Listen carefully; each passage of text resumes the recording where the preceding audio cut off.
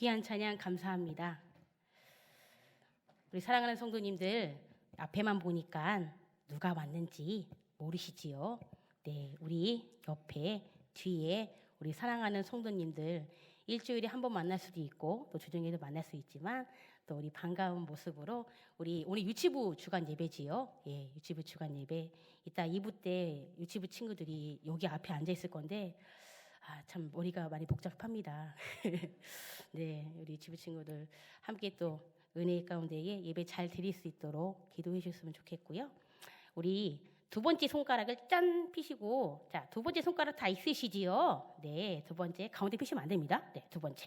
네, 이렇게 움직이시면서요 인사할 거예요. 샬롬 할 건데요. 네, 우리 앞, 뒤, 양옆에. 자, 샬롬 한번 인사해 볼게요. 시작. 샬롬. 네, 샬롬. 뒤에도 샬롬. 네, 누가 보셨나요?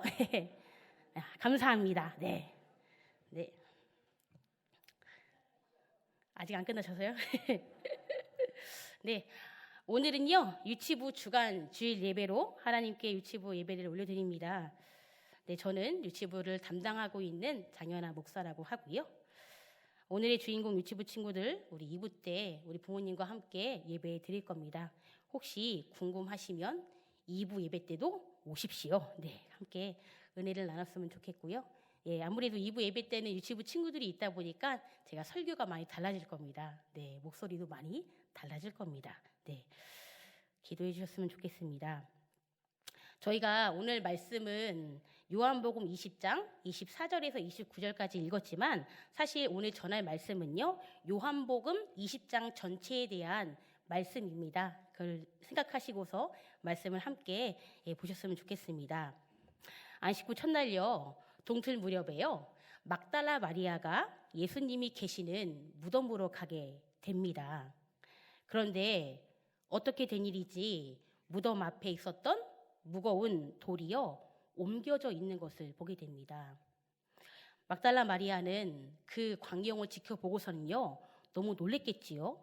사실 무덤 안에 갔던 이유가 예수님의 시신을 향품으로 닦아드리려고 갔던 건데 이게 웬일인지 돌이 옮겨져 있고 예수님의 시신은 온데간데 없었기 때문에 막달라 마리아는 제자들을 찾아가서 무덤 속에 예수님의 시신이 어디로 갔는지 알 수 없다라고 이야기를 전하게 됩니다.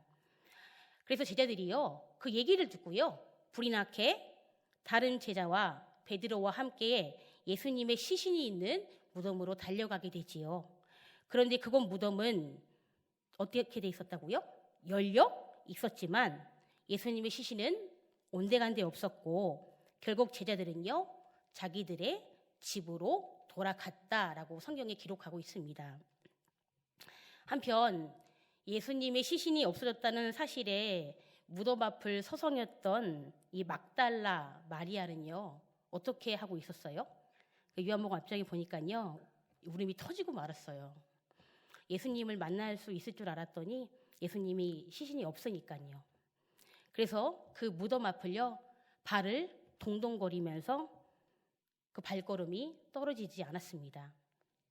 그래서 마리아는요 예수님이 계셨던 무덤 안을 몸을 구부려 들여다 보게 되는데요. 그런데 아주 놀라운 광경을 이 막달라 마리아는 목격하게 됩니다. 그것은 바로 무덤 속에 누가 있었을까요? 맞습니다. 네, 흰 옷을 입은 두 천사가 예수님이 누이셨던 곳에 앉아 있었다라고 말씀합니다. 이 귀한 광경을 오늘 막달라 마리아는요 경험을 하게 됩니다. 울고 있는 마리아를 본 천사가 이렇게 말하지요. 왜 울고 있느냐? 그러자 마리아가 이야기합니다. 예수님의 시신을 누가 옮겨다가 어디에 두었는지 내가 알지 못하기 때문에 슬픕니다. 오늘 말씀에 등장하는 이 막달라 마리아는요 갈릴리 바다 옆에 있는 막달라라는 지역의 사람입니다. 어디 지역 사람이라고요? 막달라, 예, 막달라 지역입니다. 오늘 부활의 첫 증인인 이 막달라 마리아를 성경에서는 그가 어떤 사람인지 소개하는데요. 그 말씀이 누가복음 8장 2절, 3절 말씀입니다. 저희 한 목소리로 함께 읽도록 하시겠습니다. 또한 악기를 쫓아내신과 병 고침을 받은 어떤 여자들 곧 7 귀신이 나간 자 막달라인이라 하는 마리아와 헤롯의 청지기 구사의 아내 요한나와 수산나와 다른 여러 여자가 함께하여 자기들의 소유로 그들을 섬기더라. 아멘. 이 막달라 지역에 살고 있었던 이 막달라 마리아가 어떤 여자였다고요? 예, 하나도 아니고 둘도 아니고요. 7 귀신이 들었던 여자입니다. 귀신 들린 여자. 상상을 해보셨습니까? 그 귀한 딸이 7 귀신으로 얼마나 괴로운 인생을 살았을까요? 그런데 오늘 예수님께서 그 7 귀신에 묶여있던 그 막달라 마리아의 귀신을 쫓아내시지요. 그리고는 이 막달라 마리아는 전혀 다른 삶을 살게 되었습니다. 그 막달라 마리아와 다른 여인들은요, 예수님을 쫓아가면서 예수님의 사역에 함께 동참하게 됩니다. 뿐만 아니라 예수님의 십자가 곁을 끝까지 지킨 몇 안 되는 가까운 사람이 오늘 이 막달라 마리아입니다. 그리고 향품을 준비해서 예수님의 무덤을 제일 먼저 찾아간 사람도요, 오늘 이 막달라 마리아입니다. 그리고 결국은 어떻게 됩니까? 결국 부활하신 예수님을요, 가장 먼저 막달라 마리아가 보게 됩니다.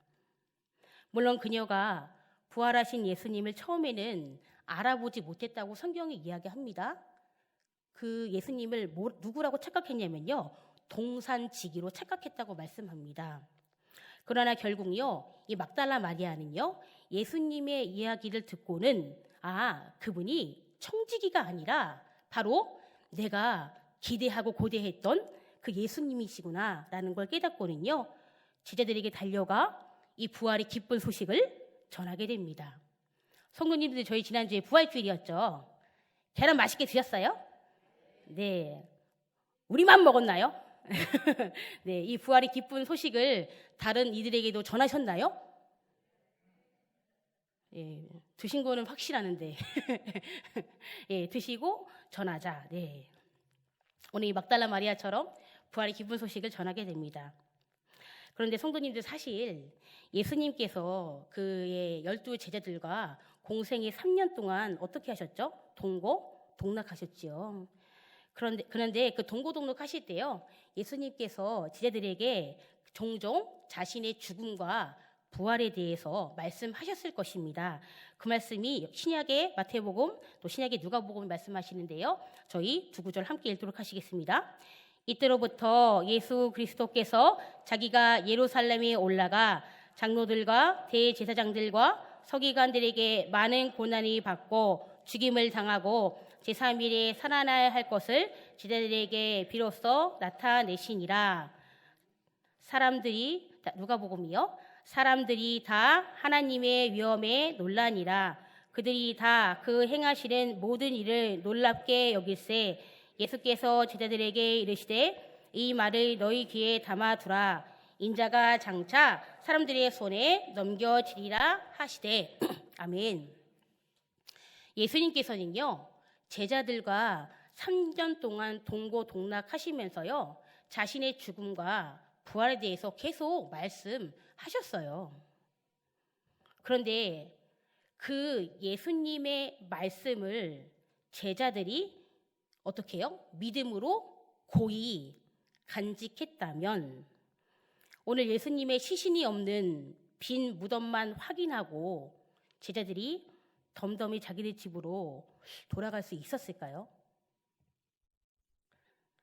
오늘 빈 무덤 앞에 너무도 다른 태도를 보이는 막달라 마리아 그리고 제자들의 저희들은 보게 됩니다.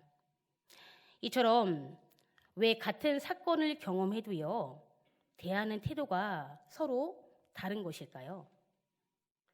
제자들은 빈 무덤을 눈으로 직접 확인했고 다들 돌아갔지만 오늘 이 막달라 마리아는 빈 무덤 앞에 왜 미처 발걸음이 안 떨어졌던 것일까요? 우리는 어떠한 위험이라도 헤아리지 않고 뛰어드는 저돌적인 행동을 하는 경우를 보통 뭐라고 하지요? 물? 불을? 네, 물불을 가리지 않는다라고 말하지요. 네. 그리고 이런 관계가 아마도 어떤 관계일까 생각을 해보니까요. 바로 부모와 자녀가 바로 이런 관계가 아니지 않을까 싶습니다. 부모님은요. 여기 있는 분들 다 부모님들이시지요. 저 빼고요. 네, 다 부모님들이시죠. 네, 예, 아닌 분들 몇 분 계시지만 이 부모님들은요. 자녀들을 위해서라면 어떠십니까? 어떠한 위험도요. 감수하십니다. 그리고 어때요? 앞뒤 재지도 따지지도 않습니다. 아마 그런 존재가 부모와 자녀의 관계가 아닐까 싶습니다. 더 나아가서는 어떻습니까? 자녀를 위해서라면 부모인 우리들은 자신의 생명도 전혀 아깝지 않다고 여기는 존재가 바로 부모님일 것입니다. 그래서 가끔 제가 유치부 부모님에게 여쭤봅니다. 왜 그렇게까지 자녀에게 하십니까? 이렇게 질문하면 부모님이 뭐라고 하실까요? 네? 딩동댕동. 예. 처음에는 이렇게 질문하는 저를 이상하게 쳐다보시더라고요. 왜 그런 질문을 할까? 네. 예. 그런데요, 집사님 말씀처럼요, 네. 자녀이니까, 내 딸이니까, 내 아들이니까. 이처럼 모든 자녀는요, 부모에게 존재만으로 충분합니다. 충분하시지요? 여기만 아멘. 네. 충분하시지요? 예, 아멘입니다. 그런데 오늘 이 막달라 마리아의 태도를 보면 그런 것 같습니다. 무덤에 예수님의 시신이 없으면 그냥 돌아가면 될 텐데 돌아가기는커녕 빈 무덤 앞에서 발 동동 구리며 마치 전부를 잃어버린 사람처럼 슬퍼합니다. 이것은 막달라 마리아에게 있어서요. 예수님의 존재는 그녀의 전부 그 자체였습니다. 한편 부활하신 예수님께서는 제자들을 찾아오십니다. 그리고 이렇게 말씀하시지요. 한번 읽어볼게요. 너희에게 평강이 있을지어다. 아멘. 그리고는요. 예수님의 손과 옆구리를 제자들에게 보여주십니다. 그 광경을 지켜본 제자들은 어땠을까요? 정말 예수님께서 말씀하신 대로 3일 만에 다시 살아나셨구나. 이 사건은 진짜구나. 우리 예수님의 영과 육이 다시 살아나셨구나. 정말 예수님의 말씀대로 되신 거잖아요. 제자들이 너무 기뻐했습니다. 근데요, 꼭 이럴 때 없는 사람이 있어요. 이렇게 꼭 귀한 자리에 꼭 있어야 될 사람이 없습니다. 누구였을까요? 네, 주방에서 사용하고 있는 그 도마. 네, 그 도마는 아닌데요. 이 귀한 자리에 도마라는 제자가 없었어요. 무슨 일인지 모르겠지만. 한편 부활하신 예수님을 만난 제자들이 도마에게 신나게 얘기하죠. 야, 우리가 살아계신 주님을 만났어. 우리가 보았어. 그런데 도마가요. 그 제자들의 반응에 어떻게 이야기하는지 아십니까? 25절 말씀입니다. 시작.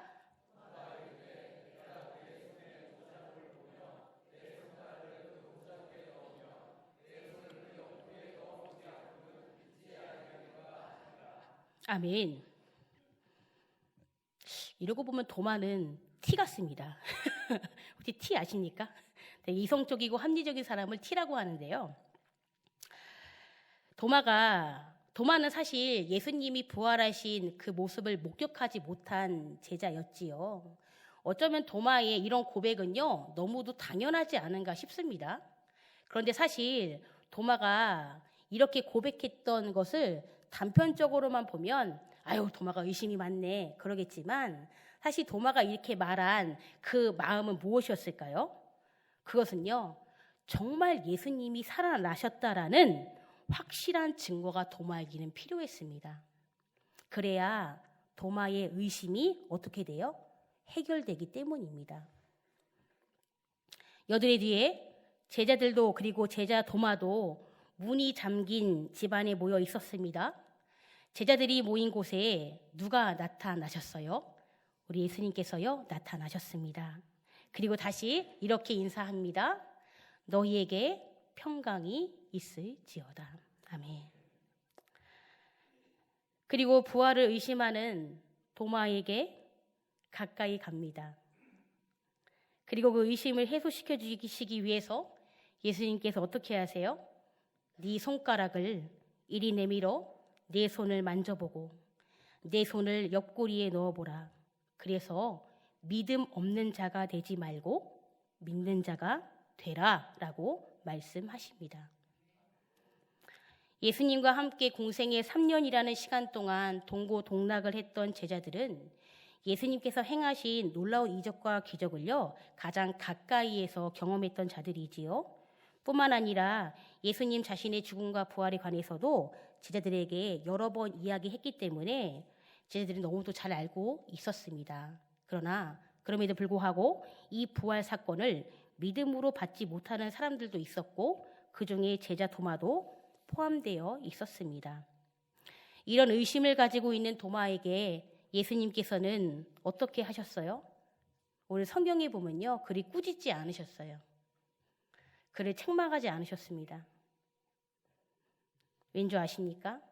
예수님의 관심은요 바로 자신의 소중하고 자신이 사랑하는 제자 도마의 그 의심을 해소시켜 주시기 위해서입니다. 예수님의 관심은 여기에 있습니다. 그렇다면 오늘 예수님께서 자신이 사랑하는 제자 도마의 의심을 어떻게 해결해 주십니까? 우리 본문 27절이지요. 같이 읽도록 하시겠습니다. 내 손가락을 이리 내밀어 내 손을 만져보고 내 손을 옆구리에 넣어보라. 아멘. 예수님의 말씀을 들은 도마는요. 그 말씀을 듣고 자신이 얘기했던 말이 떠올랐을 거예요. 이렇게 얘기했죠. 내가 그의 손에 못자국을 보며 내 손가락을 그 못자국에 넣으며 내 손을 그 옆구리에 넣어보지 않고는 믿지 아니하겠노라. 도마의 의심을 해소할 수 있도록 우리 주님께서 어떻게 하십니까? 직접 못자국의 손, 창자국의 옆구리를 만져보라고 말씀하십니다. 도마가 원하는 해결 방법을 우리 예수님께서 어떻게 하십니까? 그 도마의 원하는 해결 방법을요 오늘 존중해 주십니다. 도마는 예수님을 만나고 나서요 그 안에 있던 부활의 의심이 어떻게 되었을까요? 그 의심이 믿음의 확신으로 바뀌는 순간을 맞이하게 됩니다. 그 증거가 오늘 예수님을 만난 도마의 고백이지요. 그 말씀이 우리 본문 28절 말씀입니다. 저희 한 목소리 읽도록 하시겠습니다. 도마가 대답하여 이르되 나의 주님이시오 나의 하나님이시니이다. 아멘. 믿으십니까? 아멘. 도마는요 지식으로 예수님을 알고 있었어요. 근데요 살아계신 예수님을 진짜 만나고 나니까요 어떻게 됐어요? 아, 내가 알고 있었던 그분이 정말로 하나님의 아들이시구나 라고 분명하게 깨닫게 되었습니다. 그래서 저희의 기독교는요 지식도 중요하지만 정말 체험도 중요하다고 할 수 있을 것 같습니다. 사랑하는 만날 성도님들, 우리 성도님들은요 어떤 신앙 고백을 하시며 살아가십니까? 저도 신앙 고백이 있습니다. 저희가 예배 때 사도신경 하셨죠. 나는 전능하신 아버지 하나님. 너무 말이 어렵습니다. 네, 신앙 고백을 하는데요. 저는 어떤 신앙 고백을 가지고 있냐면요. 제가 보셔서 아시겠지만 저는 음식을 참 먹는 걸 좋아합니다. 먹는 걸 참 좋아하는데요. 제가 한 번은 하나님 앞에 기도를 하는데 기도하다가 제 안에 예수님이 계시지 않는 사실을 알게 돼서 너무 깜짝 놀래가지고요. 하나님 앞에 펑펑 울었던 기도의 시간이 있었는데요. 그때 하나님께 이런 고백을 드렸던 것 같습니다. 성도님들 찐빵 아십니까? 찐빵 아시죠? 네, 자, 찐빵을 슉 가르면 찐빵 안에 뭐가 있습니까? 앙꼬가 있습니다. 네, 우리가 찐빵을 먹는 이유는 팍 갈랐을 때 그 안에 앙꼬가 있어야 그 찐빵은 진정한 찐빵이 됩니다. 근데 그 찐빵을 팍 하고 갈랐는데 앙꼬가 없어. 이렇게 되겠지요. 이렇게 웃으면서 얘기했지만 전 이걸 하나님을 울면서 얘기했어요. 하나님, 저는 찐빵인데 내 안에 안고 있는 예수님이 없는 것 같습니다. 찐빵은 그 속에 안고가 있어야 진정한 찐빵입니다. 마찬가지로 제 안에 예수님이 안 계시면 저는 아무것도 아닙니다. 나를 가장 나답게 하는 것, 내가 행복한 이유, 내가 살아가는 분명한 목적은 내 안에 안고 되시는 예수님이 존재하시기에 가능합니다. 사랑하는 만난 성도님들, 저희는 지난주에 기쁨의 부활절 예배를 드렸습니다. 그런데 부활하신 이유, 우리 오늘 도마가 부활하셨지만 그 도마가 의심했지요. 하지만 오늘 예수님께서 그 도마의 의심을 확신으로, 지식에서 경험으로 하나님께서 이렇게 도마를 만나 주십니다. 그래서 도마가 고백하지요. 예수님은 나의 주님이시요 나의 하나님이십니다. 이렇게 고백했던 것처럼요, 저희들도 매일의 삶에서 말씀과 기도를 통해 우리를 만나주시고 임마누엘로 동행하시는 하나님을 믿음으로 풍성히 고백하며 살아가는 복된 만나가족 모두가 되시기를 간절히 소망합니다. 기도하시겠습니다. 하나님, 감사합니다. 저희들 지난주에 부활주의를 잘 맞이하게 되었습니다. 그런데요, 하나님, 부활주일은 매년마다 돌아오는 절기가 아닙니다. 2024년도에 예수님께서 죽음을 이기시고 3일 만에 하나님께서 다시 살려주신 저희에게는 이 사실이, 이 복음이 이 사실이며 하나님, 우리 안에 진짜임을 저희들이 다시 한번 믿음으로 고백할 수 있도록 인도하여 주시옵소서. 하나님, 그 예수님의 죽음과 부활에 대한 이 분명한 사실을 저희들이 아멘으로 고백할 수 있도록 인도하여 주시옵시고, 혹여나 하나님 오늘 도마처럼 의심하는 마음이 있다면 그 마음 가운데 찾아가 주시어서 그 의심을 믿음의 확신으로, 지식을 경험으로 만나시는 그 인격적인 하나님을 만남으로 말미암아 우리 안에 믿음의 확신을 품고 오늘 도마가 고백했던 것처럼 나의 주님이시오, 나의 하나님이십니다 라는 각자의 믿음의 신앙 고백을 가지고 살아가는 복된 만나가족 모두가 될 수 있도록 인도하여 주시옵소서. 예수님의 이름으로 기도합니다.